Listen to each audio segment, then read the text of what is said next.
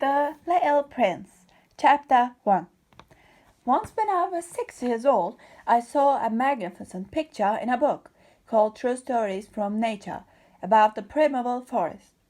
It was a picture of boa constrictor in the act of swallowing an animal. Here's a copy of the drawing. In the book it said boa constrictors swallowed a prey whole without chewing it. After that they are not able to move and they sleep through the 6 months that they need for digestion. I pondered deeply then over the adventures of the jungle, and after some work with a colored pencil I succeed in making my first drawing. My drawing number 1, it looked like this. I showed my masterpiece to the grown-ups and asked them whether the drawing frightened them. But they answered, "Frightened? Why should anyone be frightened by a hat?" My drawing was not a picture of a hat. It was a picture of boa constrictor, digestion, and elephant. But since the grown-ups were not able to understand it, I made another drawing. I drew the inside of the boa constrictor so that the grown-ups could see it clearly. They always need to have things explained. My drawing number 2 looked like this. The grown-up's response this time was to advise me to lay aside my drawing of boa constrictor, whether from the inside or the outside, and devote myself instead to geography, history, arithmetic, and grammar. That is why at the age of 6 I gave up what might have been a magnificent career as a painter. I had been disheartened by the failure of my drawing number 1 and my drawing number 2.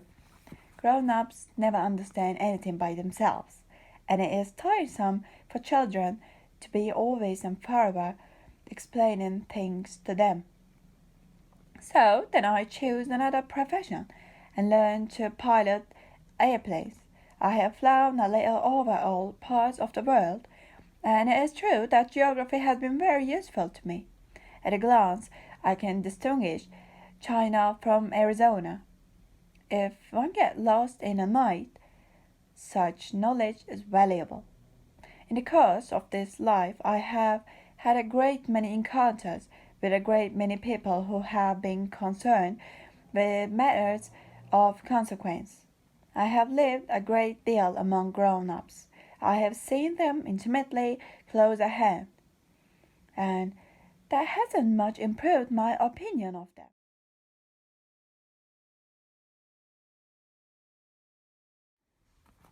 Whenever I met one of them who seemed to me at all clear-sighted, I tried the experiment of showing him my drawing number 1, which I have always kept.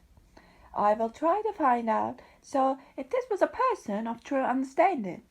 But whoever it was, he or she would always say, "That is a hat." Then I will never talk to that person about boa constrictors or primeval forests or stars. I will bring myself down to his level. I will talk to him about bridge and golf and politics and neckties. And grown up will be greatly pleased to have met such a sensible man. Chapter 2. So I lived my life alone, without anyone that I could really talk to until I had an accident with my plane in the desert of Sahara with 6 years old. Something was broken in my engine, and as I had with me neither the mechanic nor any passengers, I set myself to attempt the difficult repairs all alone. It was a question of life or death for me.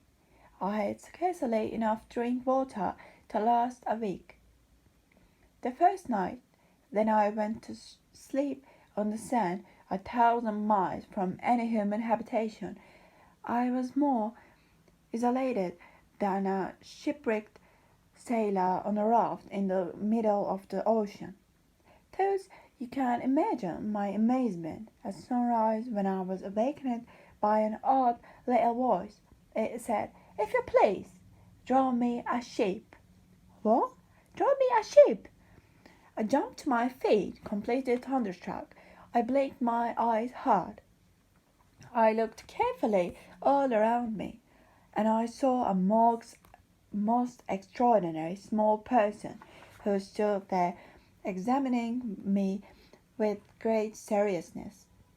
Here you may see the best portrait that I was able to make of him, but my drawing is certainly very much less charming than its model.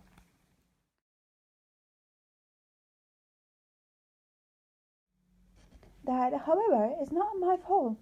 The grown-ups discouraged me in my painter's career when I was 6 years old, and I never learned to draw anything except balls from the outside and balls from the inside.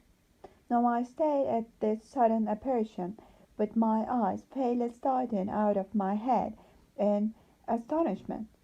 Remember, I had crashed in the desert 1,000 miles from any inhabited region, and yet my little man seemed neither to be straying uncertainly among the sands, nor to be fainting from fatigue or hunger or thirst or fear.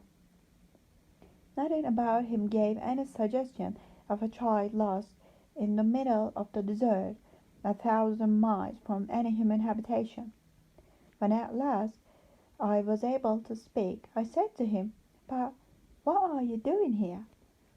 And in answer he repeated very slowly, as if he were speaking of a matter of great consequence, "If you please, draw me a sheep."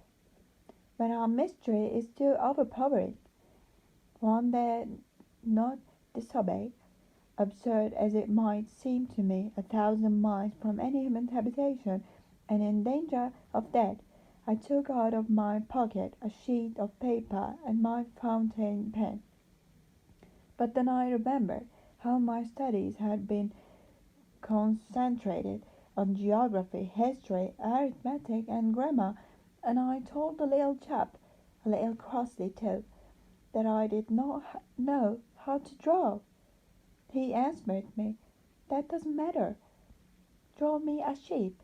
But I had never drawn a sheep, so I drew for him one of the two pictures I had drawn so often. It was that of the boa constrictor from the outside, and I was astounded to hear the little fellow great a bit. "No, no, no! I do not want an elephant inside a boa constrictor. A boa constrictor is a very dangerous creature, and an elephant it was very cumbersome.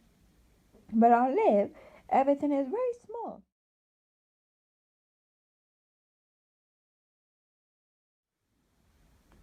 "What I need is a sheep. Draw me a sheep."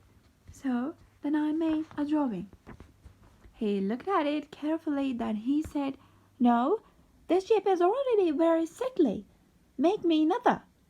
So I made another drawing. My friend smiled gently and indulgently. "You see yourself," he said, "that this is not a sheep. This is a ram. It has horns." So then I did my drawing over once more. But it was rejected too, just like the others. "This one is too old. I want a sheep that will live a long time." By this time my patience was exhausted because I was in a hurry to start taking my engine apart. So I tossed off the drawing, and I threw out an explanation with it. "This is only his box. The sheep you ask for is inside."